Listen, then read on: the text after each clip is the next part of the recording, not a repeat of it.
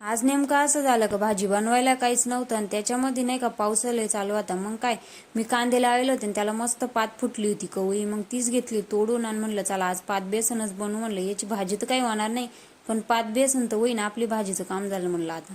मग काय लसूण हिरवी मिरची कापून घेतली, त्याच्यानंतर नाही का पातही कापून घेतली आणि मग जे बेसन होतं त्याच्यामध्ये पाणी टाकून पहिले मिक्स करून घेतलं चांगलं. नंतर कढई ठेवली, त्याच्यामध्ये तेल गरम झाल्यानंतर जिरे मोहरी टाकली आणि मग नाही का लसूण हिरवी मिरची टाकून घेतली. ती चांगली तळल्यानंतर कढीपत्ता टाकला, थोडीशी हळद टाकली आणि आपण जी पात कापून गेली होती कवळी ती याच्यामध्ये टाकून घेतली आणि तिला 2 मिनिटं परतून घ्यायचं आहे आपल्याला, म्हणजे मग चांगली शिजून जाते आपली पात. नंतर आपण जे बेसन कालून गेलो होतं ते याच्यामध्ये टाकून घ्यायचं आणि चांगलं मिक्स करून घ्यायचं आणि पाणी लगेच टाकायचं बरं का, म्हणजे मग याच्यामध्ये गिठवाय होत नाही आणि चांगलं हलवून घ्यायचं.